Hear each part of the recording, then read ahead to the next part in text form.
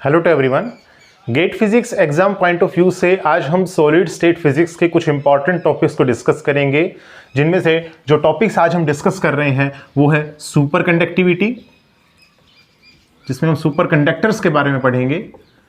इसके अलावा अफेक्टिव मास हो गया इलेक्ट्रॉन का, ठीक है, और डेंसिटी ऑफ स्टेट्स कैसे फाइंड आउट करते हैं। इसके अलावा स्पेसिफिक हीट जो है सॉलिड्स की और मेटल्स की, इसको आज हम डिस्कस करेंगे। कुछ और टॉपिक्स भी बचते हैं सॉलिड स्टेट फिजिक्स में, जैसे इंपॉर्टेंट टॉपिक्स में बात करूं तो reciprocal lattice vectors, reciprocal lattice vectors, ठीक है, मिलर इंडिसेस, इंपॉर्टेंट टॉपिक्स हैं ये सारे के सारे। मिलर इंडिसेस है, हॉल इफेक्ट, ठीक है, फेर्मी एनर्जी का कॉन्सेप्ट, फेर्मी एनर्जी एटसेट्रा, ठीक है, ये भी कुछ इंपॉर्टेंट टॉपिक्स हैं। पर मैं चाह रहा हूं कि नेक्स्ट वीडियो लेक्चर में हम इन सब से बेस्ड इंपॉर्टेंट न्यूमेरिकल्स अगर हम डिस्कस कर रहे हैं GATE exam point of view से, तो वो हम डिस्कस करेंगे नेक्स्ट वीडियो लेक्चर में। आज हम स्टार्ट करते हैं, देखिए, सुपर कंडक्टिविटी से। सुपर कंडक्टर्स क्या होते हैं? देखिए, 20th सेंचुरी अराउंड में बात करूं 1921 के अराउंड, साइंटिस्ट ने ऑब्जर्व किया कि जो मरकरी है इसका रेजिस्टिविटी में सडन चेंज देखने को मिलता है एट ए पर्टिकुलर टेम्परेचर, और वो टेम्परेचर है 4.18 केल्विन, या आप कह सकते हैं अराउंड 4.2 केल्विन। तो मरकरी की रेजिस्टिविटी में सडन चेंज देखने को मिलता है, ठीक है, एक शार्प चेंज देखने को मिलता है, और वो है कुछ इस टाइप से, ठीक है। This is temperature about 4.2 kelvin and this is the graph between the resistivity and the temperature, ठीक है, and this is the resistivity of super conductors, ठीक है। सो यहां पर ये जो सडन चेंज देखने को मिला, इस टेम्परेचर को कहा गया क्रिटिकल टेम्परेचर। क्या कहा गया? Critical temperature. तो वो मटेरियल्स जिसमें ऐसा ऑब्जर्व होता है उनको कहा जाता है सुपर कंडक्टर्स, ठीक है। और सुपर कंडक्टिविटी है, यानी कि जिसमें हम सुपर कंडक्टर्स के बारे में पढ़ते हैं, दैट वाज सुपर कंडक्टिविटी, ठीक है।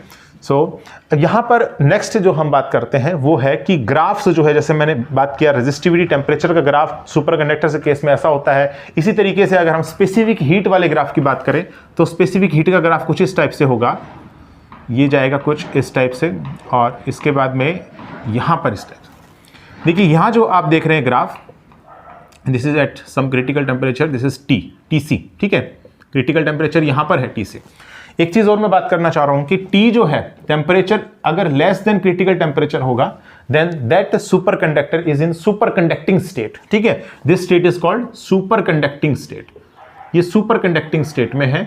और अगर मैं बात करूं temperature greater than the critical temperature, then it is in normal state, ठीक है। यहां पर भी अगर मैं बात करूं ये, तो ये नॉर्मल स्टेट है, ये नॉर्मल स्टेट है, और ये सुपर कंडक्टिंग स्टेट है। जैसा कि सुपर कंडक्टिंग स्टेट में आप देख रहे हैं स्पेसिफिक हीट जो है ये एक्सपोनेंशियली डिके करने लग रहा है, तो इसमें स्पेसिफिक हीट जो है डायरेक्टली प्रोपोर्शनल होगा e⁻- माइनस का डेल बाय kT, ठीक है। यहाँ डेल जो है एनर्जी गैप है, डेल का Eg के साथ में रिलेशन होता है Eg डिवाइडेड बाय 2, ठीक है। तो Eg हो जाएगा यहाँ से 2 डेल और इसे 3.5 kBTC, ये रिलेशन होता है क्रिटिकल टेम्परेचर और एनर्जी गैप Eg के बीच में, ठीक है। और अगर टेम्परेचर अबाव हम बात करें क्रिटिकल टेम्परेचर, तो आप देख सकते हैं ग्राफ जो है उसमें स्पेसिफिक हीट डायरेक्टली प्रोपोर्शनल है टेम्परेचर के, यहां पर टेम्परेचर के डायरेक्टली प्रोपोर्शनल, और लेस देन या कहीं below the critical temperature specific heat varies exponentially decay, ठीक है। इस तरह से ग्राफ आता है। Entropy versus temperature, entropy versus temperature, तो ग्राफ कुछ इस टाइप से देखने को मिलता है, ठीक है। This is the normal state, ठीक है, ये वाला जो ग्राफ है वो नॉर्मल स्टेट का है, ठीक है। This is the critical temperature, और यहां पर ये जो आप देख रहे हैं this is super conducting state, super conducting state. आप देख सकते हैं ग्राफ से कि सुपर कंडक्टिंग स्टेट जो है उसमें substance is more ordered and entropy is measure of disorderness. इसलिए कोई भी सब्सटेंस जो नॉर्मल स्टेट से सुपर कंडक्टिंग स्टेट में आने लग रहा है सुपर कंडक्टर, उस केस में एंट्रोपी क्या हो जाएगी? डिक्रीज कर जाएगी, क्योंकि ये दिस इज मोर ऑर्डर्ड, ठीक है। इसके अलावा थर्मल कंडक्टिविटी का ग्राफ देख लेते हैं, ये भी इंपॉर्टेंट है। थर्मल कंडक्टिविटी का पास इसको डिनोट करते हैं, टेम्परेचर के साथ में वेरिएशन देख रहे हैं, और इसका वेरिएशन कुछ इस टाइप से देखने को मिलता है। This is normal state and this is super conducting state, ठीक है। तो ये हमारे पास में आने लग रहे हैं ग्राफ्स। आप देख सकते हैं ग्राफ्स के अंदर जो शार्प चेंज देखने को मिला क्रिटिकल टेम्परेचर पर, वो कहां देखने को मिल रहा है? वो देखने को मिल रहा है रेजिस्टिविटी में और स्पेसिफिक हीट CV के अंदर। यहां पर ज्यादा जो है आपको शार्पनेस मिल रही है क्रिटिकल टेम्परेचर पर। तो ये हमने डिस्कस किया। इसके बाद कुछ और इंपॉर्टेंट टॉपिक्स हैं, वो कौन कौन से हैं वो डिस्कस करते हैं उसको। जैसे एक टॉपिक है क्रिटिकल फील्ड। क्रिटिकल फील्ड ये टेम्परेचर के साथ कैसे वेरी करता है, ठीक है। अगर मान लीजिए कोई सुपर कंडक्टर है और उसके पैरेलल अगर आप जो है फील्ड अप्लाई करते हैं तो एक पर्टिकुलर फील्ड जो होता है उसकी वैल्यू है HC, क्रिटिकल फील्ड बोलते हैं इसको। एक पर्टिकुलर फील्ड जो है उस केस में रेजिस्टिविटी जो है वो रिस्टोर हो जाती है सुपर कंडक्टर्स की, जिसको मैंने कहा क्रिटिकल फील्ड, ठीक है। और ये क्रिटिकल फील्ड जो है ये किस तरीके से टेम्परेचर पर डिपेंड करती है, this is the relation, this is the relation between critical field and the temperature. This is the critical field at temperature 0 Kelvin. This is at some temperature T, ठीक है। and this is T and this is critical temperature T से। तो आप देख सकते हैं square है, that means एक पैराबोला आना चाहिए ग्राफ, तो इस तरह से एक पैराबोला दिखेगा आपको। This is critical field and this is critical temperature, ठीक है। इस तरीके का ग्राफ अपने को देखने को मिलता है। इसके अलावा आइसोटोपिक इफेक्ट आता है, इसमें एक आइसोटोपिक इफेक्ट, आइसोटोपिक इफेक्ट, जैसे मरकरी है, मरकरी एक सुपर कंडक्टर है तो मरकरी के 3 आइसोटोप्स होते हैं। मरकरी कितने आइसोटोप्स होते हैं, 3 आइसोटोप्स, तीनों का मास अलग अलग होगा, मान लीजिए वो कितना है m है। तो क्रिटिकल टेम्परेचर के साथ आइसोटोपिक जो सब्सटेंसेस हैं, हम सुपर कंडक्टर्स बात कर रहे हैं, उनका जो मासेस है वो कैसे वेरी करता है। तो वेरिएशन जो है उसका कुछ इस तरीके से होता है, critical temperature is inversely proportional to square root of the isotopic mass, isotopic mass, ये रिलेशन आता है, इंपॉर्टेंट ये रिलेशन भी। इसके अलावा है मेसनर इफेक्ट, BCS थ्योरी, इसको भी डिस्कस करते हैं एक बार। तो मेसनर थ्योरी क्या कहती है, ठीक है, स्पेलिंग में मिस्टेक हो तो देखिएगा, मेसनर थ्योरी, ठीक है। सो मेसनर थ्योरी के अकॉर्डिंगली क्या होता है, मान लीजिए हमारे पास में कोई एक सुपर कंडक्टिंग लूप है या कोई मान लीजिए रिंग है, ठीक है, और आप मैग्नेटिक फील्ड जो है अप्लाई करते हैं, मैग्नेटिक फील्ड जो है मान लीजिए B जो है, हम इस पर क्या करते हैं, अप्लाई करते हैं, ठीक है, या हम कहें मैग्नेटिक फील्ड इंटेंसिटी H है यहाँ पर, वो हम अप्लाई करते हैं एक्सटर्नली, क्या करते हैं, एक्सटर्नली हम अप्लाई करते हैं। और हम क्या करते हैं, सुपर कंडक्टर को कूल करते हैं बिलो द क्रिटिकल टेम्परेचर, ठीक है। So the condition is T less then TC, so it is in superconducting state. So what happens in that point कि जो करंट जो मूव करने लग रहा है about this surface of this ring, वो क्या करता है, वो यहां पर मैग्नेटिक फ्लक्स लाइन को अंदर जो है वो यहां पर नहीं आने देता है, यानी क्या करता है, वो एक्सपेल करता है, उसको क्या करता है, एक्सपेल करता है। मैग्नेटिक फ्लक्स लाइंस जो है वो एक्सपेल करती हैं, ठीक है। तो यहां पर मैग्नेटिक फ्लक्स लाइन एक्सपेल करेंगी, मैग्नेटिक फील्ड जो होता है वो 0 हो जाएगा इस केस में। देखिए वैसे मैग्नेटिक फील्ड जो है अगर मैं बात करूं इनसाइड तो वो 2 है, total magnetic field here is 2। एक जो है वो है external magnetic field, external magnetic field, और दूसरा जो है, दूसरा एक और तरह का मैग्नेटिक फील्ड है, वो है due to the surface current, ठीक है, या हम कहें एक करंट जो इसके अंदर इंड्यूस्ड होता है इलेक्ट्रोमैग्नेटिक इंडक्शन की वजह से, जिसको बोला जाता है कई बार परसिस्टेंट करंट, परसिस्टेंट करंट, ठीक है, उसकी वजह से जो मैग्नेटिक फील्ड इसके अंदर जो प्रोड्यूस होती है, ठीक है, वो भी आपके केस में है, मैग्नेटिक फील्ड से B' मान लेते हैं इसको। तो टोटल मैग्नेटिक फील्ड इन दोनों का सम है। तो मैं यहां पर ये कहना चाह रहा हूं कि अगर आप एक्सटर्नल फील्ड रिमूव भी कर देते हैं तो भी इस केस में इंड्यूस्ड करंट रहता है, जिसको कहते हैं परसिस्टेंट करंट, यानी कि परसिस्ट करता है, दिस इज परसिस्टेंट करंट, ठीक है। और ये जो है around the surface of the loop होता है। अगर आप अंदर जाएंगे, जैसे ही इसके अंदर जाएंगे तो मैग्नेटिक फील्ड डिक्रीज करेगा। कैसे डिक्रीज करेगा, एक्सपोनेंशियली डिक्रीज करेगा। So as you go to the depth of this superconductor, inside this superconductor, magnetic field intensity goes on decreasing exponentially. क्या रिलेशन होता है, उसका रिलेशन होता है H is equal to H naught e to the power minus x by lambda. यहां पर H node जो है ये मैग्नेटिक फील्ड इंटेंसिटी है, कहां पर, on the surface of this super conducting loop, और यहां पर x डेप्थ है, ठीक है, x डेप्थ है। तो आप देख सकते हैं डेप्थ के साथ जो मैग्नेटिक फील्ड जो है वो क्या करने लग रही है, डिक्रीज करने लग रही है। लैम्डा यहां पर होता है पेनिट्रेशन डेप्थ, लैम्डा क्या है यहां पर, penetration depth, penetration depth, penetration depth जो है वो क्या होता है, जहां पर h की वैल्यू ये हो जाती है H नोड बाई E, ठीक है, that particular value is called, that particular distance, ठीक है, from the surface of this super conducting loop, this is called penetration depth. ये टेम्परेचर के साथ कैसे वेरी करती है, इसका भी रिलेशन है, lambda is equal to lambda naught, या आप कह सकते हैं lambda at some temperature T, this is lambda at temperature 0 kelvin, ठीक है, और अंडर रूट में 1 माइनस में T बाय TC, और इसकी पावर आती है 4, ठीक है। इसका ग्राफ कुछ इस टाइप से देखने को मिलेगा अगर आप ड्रॉ करेंगे तो, lambda versus temperature, this is critical temperature TC, ठीक है, इस तरीके का ग्राफ आपको देखने को मिलता है। This is penetration depth concept. और यहां पर अगर देखें तो मैग्नेटिक फील्ड जो है वो कितना है, 0 है, ठीक है। Magnetic flux lines due to this magnetic field, ठीक है, जो होता है इंड्यूस्ड करंट, ठीक है, वो होता है क्वांटाइज्ड। क्या होता है वो? मैग्नेटिक फ्लक्स क्वांटाइज्ड होता है। जैसे चार्ज होता है ना क्वांटाइज्ड, Q = NE, ठीक है, ऐसे ही यहां पर भी क्या होता है, इस मैग्नेटिक फील्ड जो है, इस मैग्नेटिक फ्लक्स जो है, इसके साथ जो लिंक्ड होगा ड्यू टू परसिस्टेंट करंट, ये जो है मैग्नेटिक फ्लक्स, ये क्वांटाइज्ड होता है। Magnetic flux is quantized. इसको कई बार फ्लक्स क्वांटाइजेशन भी कह दिया जाता है, मैग्नेटिक फ्लक्स क्वांटाइज्ड। ठीक है, क्या होता है ये magnetic flux quantized? Phi = integral multiple of, तो n में इंटीग्रल मल्टीपल लेने लग रहा हूं, इंटीजर लेने लग रहा हूं, तो इंटीग्रल मल्टीपल ऑफ h/2e। ठीक है, ये भी इंपॉर्टेंट है। What is the magnetic flux linked with the circular loop which is super conducting loop? ठीक है, तो यहां पर हो जाएगा h/2e का इंटीग्रल मल्टीपल। ये क्वेश्चन कई बार आता है, ठीक है, फ्लक्स क्वांटाइजेशन बोलते हैं इसको। तो हम देख सकते हैं कि एक्सटर्नल मैग्नेटिक फील्ड अगर अप्लाई करते हैं तो इनसाइड मैग्नेटिक फील्ड जो है वो क्या होने लग रही है? जीरो होने लग रही है। ठीक है, सो मैग्नेटिक फील्ड जो है वो क्या हो रही है? जीरो होने लग रही है। इसको कहा जाता है मेसनर इफेक्ट, या कह सकते हैं मेसनर थ्योरी। ठीक है, अब अगर मैग्नेटिक फील्ड जो है अगर वो जीरो है, तो यहां से मैग्नेटिक फील्ड जीरो, और मैग्नेटिक फील्ड का फॉर्मूला होता है μ0H+m। ठीक है, this is equal to zero. H यहां पर मैं कॉमन ले लेता हूं, then I am getting 1+m/h, this is equal to zero.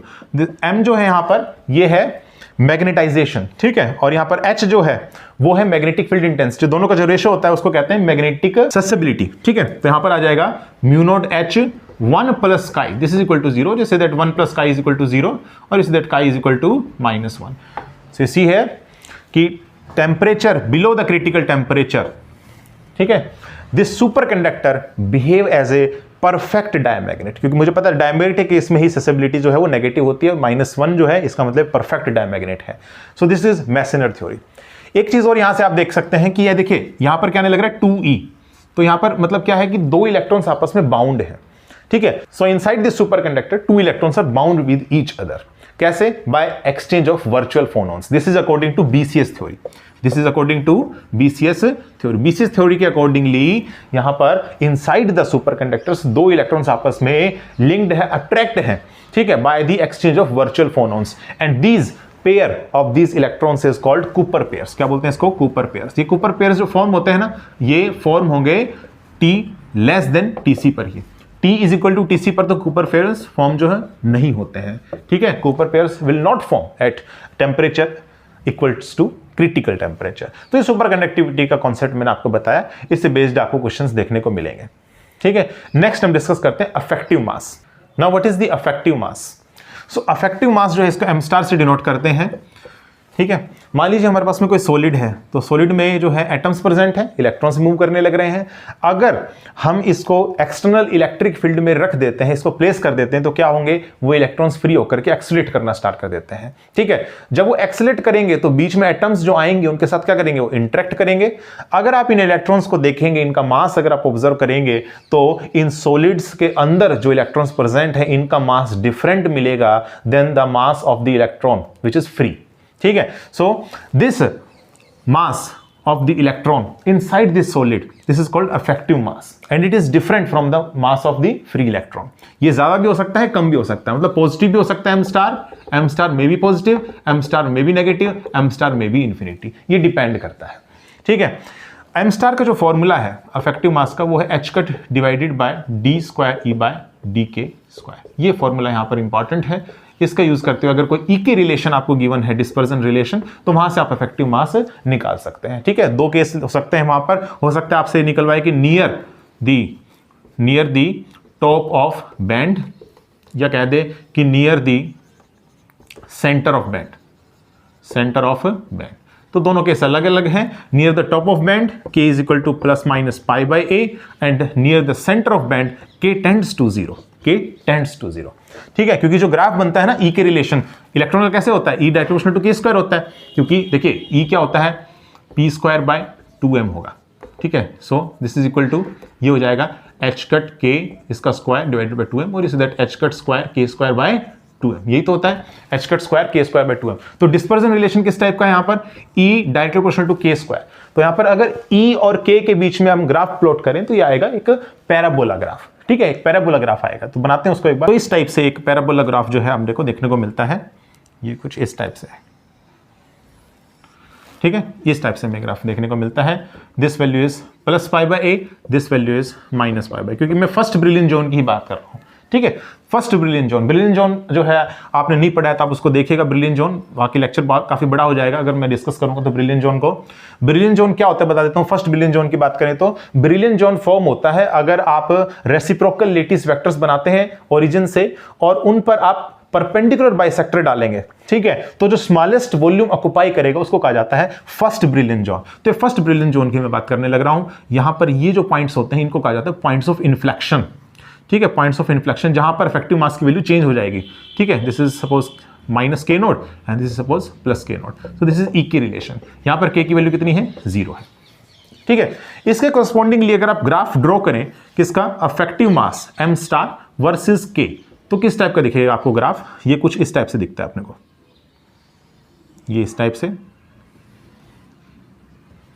और ये यहां पर दिखेगा कुछ इस टाइप से, ये इस टाइप। ठीक है, आप देख सकते हैं कि पॉइंट ऑफ इन्फ्लेक्शन यहां पर के नोड है, यहां पर माइनस के नोड है। ठीक है, तो पॉइंट ऑफ इन्फ्लेक्शन पर इफेक्टिव मास की वैल्यू कितनी हो रही है? इन्फिनिटी होने लग रही है। ठीक है, आप देख सकते हैं के इज इक्वल टू 0 पर इफेक्टिव मास 0 नहीं है। इफेक्टिव मास कभी 0 नहीं है, आप देख रहे हैं यहां पर। ठीक है, या तो इफेक्टिव मास पॉजिटिव होगा जैसा आप यहां पर देख रहे हैं, या इफेक्टिव मास हमारा कैसा होगा? नेगेटिव होगा। पॉजिटिव यहां पर है। ठीक है, पॉजिटिव यहां पर है सिर्फ इतने वाले रीजन में। के इज इक्वल टू 0 के करस्पॉन्डिंग अगर हम देखें तो इफेक्टिव मास क्या है? पॉजिटिव, क्योंकि यहां पर देखें तो एनर्जी क्या है? मिनिमम है। एनर्जी क्या है? मिनिमम। अगर एनर्जी मिनिमम है तो d square E by d k square यहां पर आता है ग्रेटर देन 0 और is that m star is positive here. M star is positive here. और यहां पर अगर हम देखें तो एम स्टार क्या है? नेगेटिव है, क्योंकि यहां पर एनर्जी जो है वो क्या होने लग रही है? मैक्सिमम। एनर्जी क्या है यहां पर? मैक्सिमम। एनर्जी मैक्सिमम है, इसलिए D square E by d k square यहां पर आता है मिनिमम, लेस आता है यहां पर। ठीक है, तो एम स्टार भी लेस देन 0 होगा। ठीक है, अगर आप ग्रुप वेलोसिटी का ग्राफ देखेंगे, ग्रुप वेलोसिटी जिसका फॉर्मूला होता है Vg is equal to 1 by h cut d E by d k, इसका जो ग्राफ आएगा वो कुछ इस टाइप से देखने को मिलेगा आपको। यहां पर ये जो आप है देख रहे हैं ये k is equal to 0 correspondingly है, ये पाई बाय ए, ये हो गया minus pi by a and these are at points of inflection. ठीक है, तो पॉइंट्स ऑफ इन्फ्लेक्शन पर ग्रुप वेलोसिटी मैक्सिमम देखने को मिल रही है, बाकी सब जगह पर 0 देखने को मिल रही है। ठीक है, यहां पर एनर्जी 0 है इसलिए यहां पर ग्रुप वेलोसिटी भी कितनी है? 0 है। यहां पर देखें तो मैक्सिमम है, और मैक्सिमा क्या कंडीशन होती है? मैक्सिमा या मिनिमा की कंडीशन होती है कि डीई बाई डी के 0 होगा। तो यहां पर भी 0 और यहां पर भी 0, तो देख सकते हैं आप यहां पर दोनों तरफ 0 मिल रहा है। यहां पर मैक्सिमम मिलेगा एट पॉइंट्स ऑफ इन्फ्लेक्शन। ठीक है, जहां पर एम स्टार की वैल्यू क्या होने लग रही है? इन्फिनिटी अप्रोच कर रही है, दिस इन्फिनिटी। ठीक है, इन्फिनिटी जो अप्रोच करने लग रही है। तो ये हो गया इफेक्टिव मास का। एक क्वेश्चन देख लेते हैं इस पर बेस्ड। जैसे एक फेमस क्वेश्चन है, टाइट बाइंडिंग अप्रोक्सीमेशन में एनर्जी और वेव वेक्टर के के बीच में जो रिलेशन होता है वो है E is equal to E not minus में 2 gamma, where gamma is some constant, cos के एक्स ए प्लस कोस के वाई ए प्लस कोस के जेड ए। ये क्वेश्चन जरूर करके जाइएगा, इंपॉर्टेंट है ये वाला। ठीक है, इसमें मान लीजिए क्वेश्चन आपसे पूछ लिया गया, बताओ इफेक्टिव मास क्या होगा near the bottom of the band, near the bottom of the band या सेंटर ऑफ द बैंड, जो भी है। ठीक है, यानी कि k जो है वो टेंड्स टू 0 करेगा। आप देख सकते हैं near the bottom of band k tends to 0 and at the bottom of band k is equal to 0। ठीक है, अब इस केस में आपने इफेक्टिव मास निकालना है। फॉर्मूला क्या था? M star is equal to h cut divided by d square E by d k square, यही फॉर्मूला था। अब इसमें अगर हम देखें तो यहां पर ये जो के एक्स है, के वाई है, के जेड है। ठीक है, दीज ऑल टेंड्स टू 0। ठीक है, तो अब इनकी वैल्यूज बहुत स्मॉल है, तो ऐसे केस में आपको पता है कि कोस थीटा जो होता है उसको आप लिख सकते हैं 1 माइनस में theta square divided by 2 factorial और से दैट 2। ठीक है, तो ऐसा ही हम यहां पर करेंगे। तो एनर्जी जो है आप लिख सकते हैं ई नॉट माइनस में 2 गामा, तो यहां से आ जाएगा 1 माइनस में k x square a square divided by 2। ठीक है, प्लस में 1 माइनस में k y square a square divided by 2 and plus में 1 माइनस में k z square a square divided by 2। ठीक है, यहां पर जो ए है वो लेटेस्ट कांस्टेंट है। ठीक है, तो यहां से आ जाएगा ई नोड माइनस में 2 गामा और 3 माइनस में ए स्क्वायर डिवाइडेड बाय 2 और के x square plus k y square plus k z square. ठीक है, तो 3 डायमेंशन में ये क्या बनेगा? ये बन जाएगा के स्क्वायर। ठीक है, वैसे ही जैसे आप जानते हैं ना कि आर स्क्वायर पोजिशन वेक्टर क्या होता है? X square plus y square plus z square 3 dimension में, वैसे ही यहां पर बात कर रहा हूं। के स्क्वायर की वैल्यू कितनी हो जाएगी? K x square plus k y square plus k z square, then it tends to E naught minus में ये कितना आ जाएगा? 6 गामा।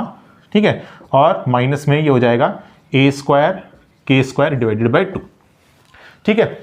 इसमें विड्थ ऑफ बैंड निकालने का भी तरीका होता है कि आप टॉप पर निकालें और बॉटम पर निकालें, ठीक है। उसका आप देखिएगा, उसका आंसर आता है ई जो है वो आता है 12 गामा, ठीक है। Width of the band is 12 gamma, ठीक है। सो यहां पर इसको सोल्व करते हैं। सेकंड डेरिवेटिव निकालना है मुझे। यहां से सेकंड डेरिवेटिव आ जाएगा डी बाई डी के, देखें तो कितना आ जाएगा, ये है इसका 0 इसका 0, तो माइनस का a square 2k divided by 2, इससे कैंसिल हो गया, ठीक है। तो ये आ जाएगा यहां से, अच्छा ये भी है माइनस का 2 गामा, इसके साथ भी मल्टीपल है ना, तो प्लस का यहां पर आ जाएगा 2 गामा, ठीक है। तो ये आ जाएगा प्लस में 2 गामा, तो प्लस में ये आ जाएगा 2 गामा, ठीक है। ये आ जाएगा यहाँ से माइनस माइनस प्लस, ठीक है। सो यहाँ से आ जाएगा 2 गामा a स्क्वायर के, और एक बार और डेरिवेटिव इसका फाइंड आउट करें, D square D by d k square, तो ये आ जाएगा हमारे पास में 2 गामा a स्क्वायर, ठीक है।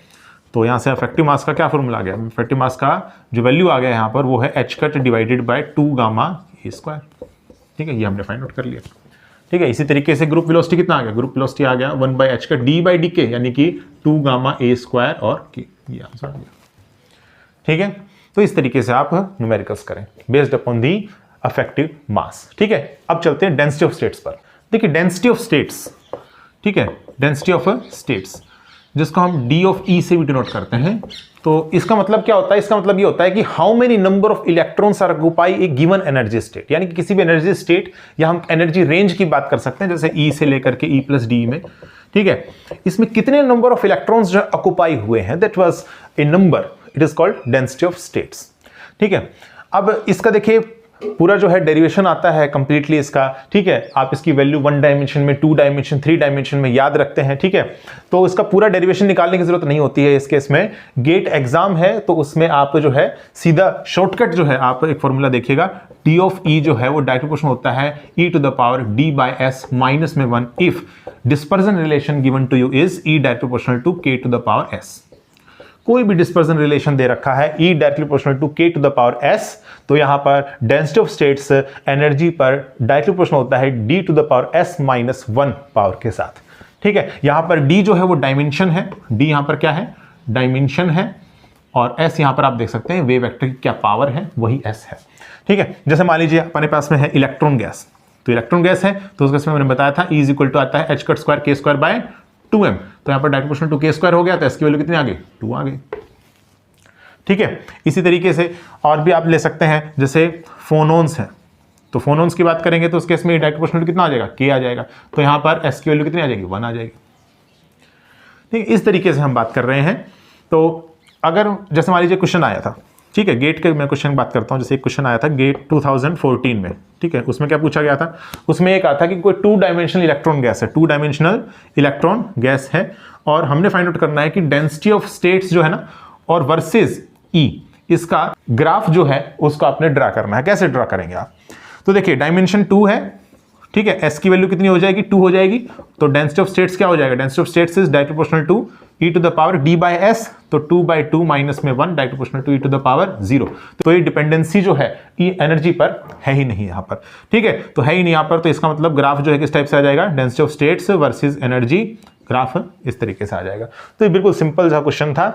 अगर आप इसको लॉन्ग कैलकुलेशन करेंगे तो फिर काफी टफ पड़ेगा, ठीक है। काफी ज्यादा लॉन्ग कैलकुलेशन में हम नहीं जाएंगे, क्योंकि ये एक एंट्रेंस एग्जामिनेशन है जिसमें हम याद रखेंगे ये वाला फॉर्मूला इंपॉर्टेंट है, डेंसिटी ऑफ स्टेट्स निकालने का डायरेक्ट फॉर्मूला है ये, ठीक है। चलिए आगे चलते हैं। देखिए नेक्स्ट मैं बात करता हूं यहां पर स्पेसिफिक हीट ऑफ सॉलिड्स, ठीक है। ध्यान रखिएगा यहां पर सॉलिड्स की बात चल रही है, और सॉलिड्स में जो लेटिस वाइब्रेशंस होते हैं उसका सोर्स क्या है, उसका सोर्स है फोनोन्स। एक्चुअल में फोनोन्स वाइब्रेट कर रहे होते हैं, तो फोनोन्स जो है ना इन्हीं की ही बात कर रहा हूं यहां पर। तो एक क्वेश्चन में देखने को मिल जाए फोनोन्स, इसका मतलब वहां पर स्पेसिफिक हीट हम फोनोन्स की बात कर रहे हैं, ठीक है। तो सबसे क्लासिकल थ्योरी से बात करते हैं, जो सबसे पहले आई थी क्लासिकल थ्योरी, ठीक है। क्लासिकल थ्योरी को ड्यूलोंग पैटिट्स लॉ भी कहते हैं, ड्यूलोंग पैटिट्स लॉ, ठीक है। इसके अकॉर्डिंगली जो रूम टेम्परेचर है या हाई टेम्परेचर पर अगर हम स्पेसिफिक हीट की बात करें सॉलिड्स की, तो वो कांस्टेंट होती है। कितनी वैल्यू होती है उसकी, 3R। Yes, it agrees with the experiments, बिल्कुल सही है, 3R होती है, बट लो टेम्परेचर पर क्या, ठीक है। इसके बाद आया आइंस्टीन मॉडल, ठीक है, Einstein theory of specific heat of solids कह सकते हैं, आइंस्टीन मॉडल कह सकते हैं। तो इसके अकॉर्डिंगली क्या है कि जो एटम्स वाइब्रेट करते हैं उनका जो मोशन है वो सिंपल हार्मोनिक मोशन है। उस केस में स्पेसिफिक हीट बिल्कुल सही है, हाई टेम्परेचर पर 3R होती है। एक टेम्परेचर, सर्टेन टेम्परेचर जिसने अज्यूम किया था वो है आइंस्टीन टेम्परेचर, थीटा इसे इसको डिनोट करते हैं, इसकी वैल्यू होती है h/ω/kb। ठीक है, तो मैं बात कर रहा हूं temperature greater than the Einstein temperature, yes CV की वैल्यू यानी स्पेसिफिक हीट की वैल्यू कांस्टेंट होती है 3R, बिल्कुल सही है। एक्सपेरिमेंट्स के साथ भी ये वेरीफाई हो चुका है, बिल्कुल सही है ये। लेकिन लो टेम्परेचर यानी कि T less then Einstein temperature बात करूं तो स्पेसिफिक हीट डायरेक्ट प्रोपोर्शनल देखा गया e⁻⁻⁰ थीटा E/kT, ठीक है, जो कि एक्सपेरिमेंटली जो है उसके साथ में मैच नहीं किया। ठीक है, फिर इसके बाद एक और मॉडल आया डीबे मॉडल। ठीक है, डीबे मॉडल इसके बाद में आया। डीबे मॉडल का अकॉर्डिंगली फिर दोबारा से एक टेम्परेचर इसने जूम किया जिसको कहा गया डीबे टेम्परेचर, TD से या थीटा D से इसको आप डिनोट कर सकते हैं। ठीक है, डीबे टेम्परेचर इसका वैल्यू होता है h/ω/d/kb। ठीक है, ये ओमेगा डी यहां पर होता है डीबे फ्रीक्वेंसी। ठीक है, डीबे फ्रीक्वेंसी इसका भी फॉर्मूला होता है निकालने का। ठीक है, बट ये नेट में ज्यादा आता है क्वेश्चन, जैसे h3n = 0 से लेकर के ओमेगा डी और d of omega D omega. ठीक है, डेंसिटी ऑफ स्टेट से ओमेगा के टर्म में। ठीक है, तो ये रिलेशन आता है कई बार इस पर से बेस्ड CSR नेट में। ठीक है, तो अब डीबे मॉडल की अगर मैं बात करूं तो यहां पर डीबे टेम्परेचर पर बात किया गया, तो अगर T greater than Debye temperature हुआ तो स्पेसिफिक हीट 3R है, yes it agrees with that. और अब एक्सपेरिमेंट के साथ अगर वेरीफाई करवाएं तो T less than Debye temperature या CV is direct proportional to T³। ठीक है, T³ है यहां पर। देखिए इंपॉर्टेंट यहां पर ये है T³ हमेशा नहीं है, 3 डायमेंशनल की बात कर रहा हूं अगर मैं तो ही T³ आएगा। ऐसा एक क्वेश्चन नेट में 5 मार्क्स में पूछा गया। बताइए कि 2 डायमेंशन केस में डीबे मॉडल के अकॉर्डिंगली स्पेसिफिक हीट टेम्परेचर के साथ में कैसे वेरी करेगा। ठीक है, तो बताऊंगा इसके बारे में। पहले यहां सुनिएगा कि हाई टेम्परेचर पर स्पेसिफिक हीट की वैल्यू कांस्टेंट 3R और लो टेम्परेचर पर स्पेसिफिक हीट की वैल्यू डायरेक्टली प्रोपोर्शनल होती है T³ के। अगर आप ग्राफ देखेंगे तो ग्राफ कुछ इस टाइप से देखने को मिलता है, ये कांस्टेंट, ठीक है, और ये इस तरीके से देखने को मिलेगा। ठीक है, इसकी वैल्यू हो जाएगी यहां पर 3R specific heat versus temperature. ठीक है, इस तरीके अगर आप देखने को मिलता है। सो ये इंपॉर्टेंट था यहां पर। अब मैं बात करता हूं डायमेंशंस, अलग अलग डायमेंशंस की मैं बात कर रहा हूं, तो ध्यान रखिएगा कि लो टेम्परेचर पर, ठीक है, लेस देन डीबे टेम्परेचर हमेशा याद रखिएगा CV डायरेक्ट प्रोपोर्शनल होता है T⁻D/S। ये इंपॉर्टेंट था यहां पर, इसी से ही बेस्ड क्वेश्चन जो है तुमसे पूछा गया था, T⁻D/S। ठीक है, यहां पर S की वैल्यू 1 ले लेनी है। जैसे अभी मैंने कहा था S की वैल्यू फोनोन्स के केस में कितनी होती है, 1 होती है। ठीक है, यहां पर भी जैसे omega direct proportional to K होता है इस केस में, इसी तरीके से energy direct proportional to K होता है किस केस में, फोनोन्स के केस में। ठीक है, एक और भी होता है मैग्नोन्स। ठीक है, वो आप पढ़ेंगे फेरोमैग्नेटिक क्रिस्टल्स में मैग्नोन्स होता है। मैग्नोन्स जैसे यहां पर हम बात करें फोनोन्स है ना, तो फोनोन्स लेटेस्ट वाइब्रेशंस का सोर्स है। इसी तरीके से मैग्नोन्स जो है वो स्पिन वेव्स का सोर्स है। स्पिन वेव्स जो फेरोमैग्नेटिक क्रिस्टल्स में देखने को मिलती हैं, स्पिन वेव्स का सोर्स कौन है, मैग्नोन्स है। उस केस में S की वैल्यू होती है 2, तो यहां पर आप रख दें 2 रख दें यहां पर, और ये D क्या है, डायमेंशन है। तो ये बहुत इंपॉर्टेंट रिजल्ट है कि लो टेम्परेचर पर स्पेसिफिक हीट इस तरीके से वेरी करती है। तो अगर जैसे मान लो फोनोन्स का या सॉलिड्स का बात किया उसने और 2 डायमेंशनल आपने दिया, 2 डायमेंशनल सॉलिड है, तो डीबे टेम्परेचर जो है अगर उससे कम है, ठीक है, टेम्परेचर, तो उसके इसमें स्पेसिफिक हीट किस तरीके से वेरी करता है, तो आपका सीधा आंसर हो जाना चाहिए था CV is direct proportional to T⁻²। ठीक है, क्योंकि S तो 1 है, तो 2 डायमेंशन में CV is direct proportional to T²। इस तरीके से मान लीजिए क्वेश्चन आया कि 3 डायमेंशन में मैग्नोन्स के केस में, ठीक है, स्पेसिफिक हीट किस तरीके से वेरी करेगा, तो कितना आ जाएगा, CV direct proportional to T⁻, dimension कितना, 3 डायमेंशन की बात कर रहे हैं, डिवाइडेड बाय S। यहां पर मैग्नोन्स के केस में कितना होता है, S की वैल्यू 2, तो ये आ जाएगा relation CV direct proportional to T⁻3/2। ये इंपॉर्टेंट था। ठीक है, रेजिस्टिविटी से भी गेट के अंदर से क्वेश्चन आया हुआ है कि रेजिस्टिविटी जो है वो किस तरीके से टेम्परेचर के साथ वेरी करती है, तो ध्यान रखिएगा it is direct proportional to T⁵ and it is direct proportional to T। It depends की टेम्परेचर क्या है। अगर आप लेस देन डीबे टेम्परेचर की बात कर रहे हैं तो रो जो है वो डायरेक्ट प्रोपोर्शनल होगा T⁵ के, और अगर ग्रेटर देन डीबे टेम्परेचर की बात कर रहे हैं तो रो जो है वो क्या होगा, directly proportional to temperature T होगा। ये भी इंपॉर्टेंट रिजल्ट है। इसी तरीके से थर्मल कंडक्टिविटी टेम्परेचर के साथ कैसे वेरी करती है, जैसे मान लीजिए इंसुलेटर्स के केस में पूछा आपसे, ठीक है, तो इंसुलेटर्स के केस में कापा जो है थर्मल कंडक्टिविटी वो होती है डायरेक्टली प्रोपोर्शनल टू T³, ठीक है, और it is directly proportional to 1/T। Depend करता है कि इंसुलेटर्स में आप टेम्परेचर की अगर बात कर रहे हैं तो लेस देन डीबे टेम्परेचर है या फिर ग्रेटर देन डीबे टेम्परेचर है, तो ये है लो टेम्परेचर पर। ठीक है, लो टेम्परेचर पर बात करूं तो कापा यानी कि थर्मल कंडक्टिविटी डायरेक्ट प्रोपोर्शनल क्या होता है, T³ होता है। और अगर हाई टेम्परेचर की बात करें देन यस 1/T। ठीक है। मेटल्स के केस में मीन फ्री पाथ पर डिपेंड करता है ये कापा की वैल्यू, ठीक है। और मीन फ्री पाथ की जो वैल्यू होती है वो इनवर्सली प्रोपोर्शनल होता है किसके, टेम्परेचर के। तो it is inversely proportional to 1 by temperature T, और एक टी फैक्टर एक अलग से और आता है, तो ये कैंसिल होकर के इफेक्ट जो है वो क्या आ जाता है, कांस्टेंट आ जाता है। इसलिए मेटल्स के केस में थर्मल कंडक्टिविटी क्या होती है, कांस्टेंट होती है, ठीक है। तो कुछ इंपॉर्टेंट रिजल्ट्स थे जो मैंने आपके साथ डिस्कस किए। अब स्पेसिफिक हीट ऑफ मेटल्स क्या होती है वो आपको बता देता हूं। यहां पर अगर स्पेसिफिक हीट मेटल्स की बात करी जाए तो दो कंट्रीब्यूशंस होते हैं।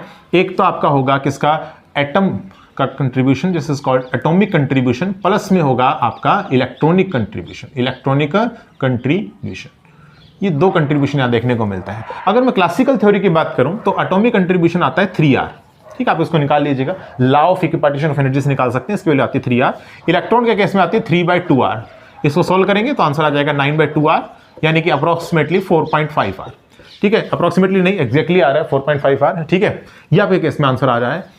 लेकिन आप देखेंगे कि अगर मैं बात करूं लो टेम्परेचर पर, ठीक है, लो टेम्परेचर पर अगर मैं बात करता हूं तो अगर टेम्परेचर जैसे हमने बढ़ाया, ठीक है, टेम्परेचर बढ़ाया तो मैक्सिमम वैल्यू कितनी जानी चाहिए, मैक्सिमम वैल्यू 3R जानी चाहिए, लेकिन ये तो उससे भी ज्यादा आ रहा है, और लो टेम्परेचर पर हम बात कर रहे हैं तो 4.5R, ये काफी ज्यादा हो गया, ठीक है। तो यहां पर ये जो है यहां पर डिसएग्री हो जाते हैं कुछ साइंटिस्ट, इसलिए यहां पर फेर्मी डिरैक स्टैटिस्टिक्स, वैसे भी एक्सपेरिमेंट के साथ ये जो है मैच नहीं करेगा, ठीक है। तो यहां पर फेर्मी डिरैक स्टैटिस्टिक्स का यूज करते हुए यहां पर जब फाइंड आउट किया जाता है तो ये पाया जाता है कि स्पेसिफिक हीट की वैल्यू आती है alpha T plus beta T cube. Famous expression है, कई बार तो डायरेक्ट ही पूछ लेता है गेट, अल्फा टी प्लस में बीटा टी क्यूब। यहां पर आप देख सकते हैं जो बीटा टी क्यूब है ना, ये है आपके केस में जो है इलेक्ट्रॉनिक कंट्रीब्यूशन, और जो अल्फा टी है वो है आपके केस में एटॉमिक कंट्रीब्यूशन, ठीक है। तो ये आप जो है याद रखिएगा, specific heat of solids and metals, तो इन पर से बेस्ड भी कई बार क्वेश्चन आ जाता है। सो आज की वीडियो लेक्चर में सिर्फ इतना ही। नेक्स्ट लेक्चर में हम न्यूमेरिकल से सॉल्व करेंगे based upon the solid state physics which are important from the GATE physics exam point of view, ठीक है। सो आज के लेक्चर में सिर्फ इतना ही। अगर आपको आज के लेक्चर पसंद आया है तो आप इसे लाइक कीजिए, कमेंट कीजिए, शेयर कीजिए और चैनल को सब्सक्राइब करना ना भूलें। Thank you.